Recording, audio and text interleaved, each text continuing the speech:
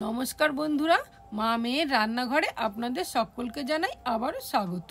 বন্ধুরা, আমরা আবারও চলে এসেছি আমাদের রান্নাঘরের নতুন একটা রেসিপি নিয়ে। আমাদের রান্নাঘরের আজকের রেসিপি হলো পেঁয়াজ রসুন ছাড়া নিরামিষ ঘুগনি।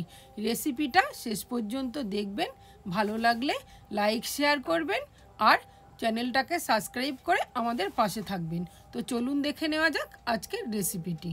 নিরামিষ ঘুগনি বানানোর জন্য আমি এখানে 300 গ্রাম মটরকে 5 থেকে 6 ঘন্টা আগে খুব ভালোভাবে ধুয়ে ভিজিয়ে রেখেছিলাম। এবার আমি এটাকে প্রেসার কুকারে দিয়ে সিদ্ধ করব।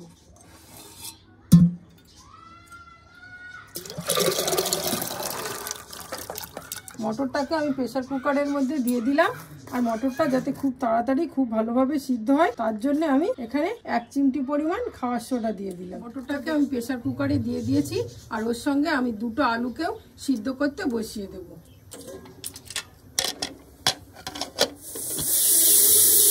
বন্ধুরা, মটরটাকে আমি বেশ কয়েকটা সিটি দিয়ে গ্যাসটাকে অফ করে রেখে দিয়েছিলাম। এবার আমি প্রেসারটাকে খুলে দেখব মটরটা পুরোপুরি সিদ্ধ হয়েছে কিনা। দেখুন বন্ধুরা, আমার মটরটা খুব সুন্দর সিদ্ধ হয়ে গেছে। এবার আমি এটার মধ্যে থেকে আলু দুটোকে বার করে নেব।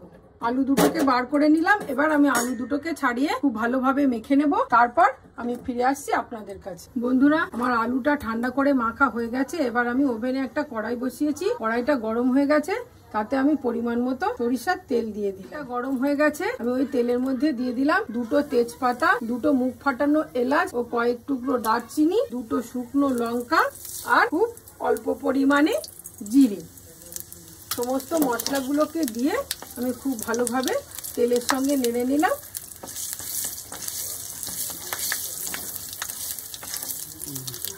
মশলাগুলো থেকে খুব সুন্দর গন্ধ বেরিয়ে গেছে। এবার আমি এই তেলের মধ্যে দিয়ে দিলাম 1 টুকরো আদাকে বেটে রেখেছিলাম সেটা। আদা বাটাটাকে দিয়ে এই তেলের সঙ্গে খুব ভালোভাবে নেড়ে নিলাম। আবার এই তেলের মধ্যে আমি দিয়ে দিচ্ছি 2টো ছোট ছোট টমেটো বেটে রেখেছিলাম। এই টমেটো দুটোকে আমি এর মধ্যে দিয়ে দিলাম। আমাদের কষানো হয়ে গেছে। এবার আমি গ্যাসের ফ্লেমটা একদম লোয়ে দিয়ে পুরো মশলাগুলোকে একে একে যোগ করে দেব। প্রথমেই আমি দিয়ে দিলাম 1 চামচ জিরে গুঁড়ো, তারপর আমি দিয়ে দিলাম 1 চামচ ধনে। এবার আমি 1 চামচ লঙ্কা গুঁড়ো এর সঙ্গে যোগ করে দিলাম। সমস্ত গুঁড়ো মশলাগুলোকে দিয়ে আমি খুব ভালোভাবে এই গ্রেভির সঙ্গে মিশিয়ে নেব।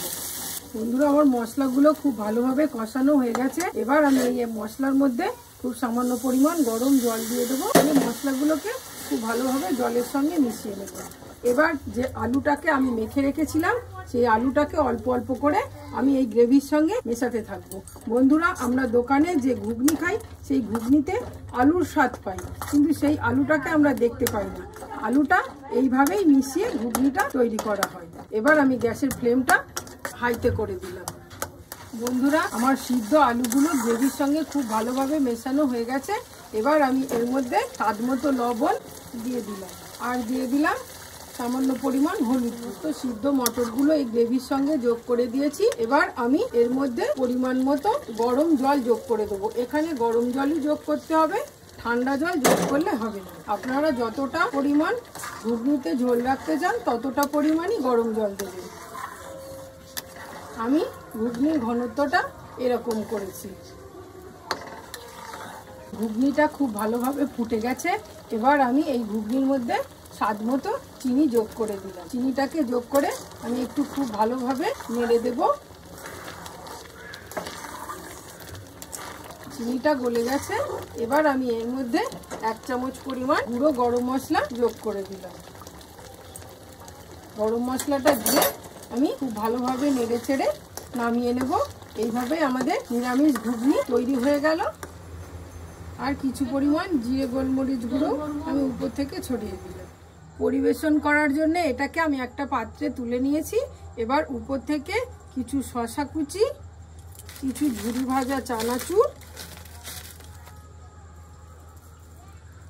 কিছু ধনেপাতা কুচি ও খুব সামান্য পরিমাণ জিরে গোলমরিচ গুঁড়ো ছড়িয়ে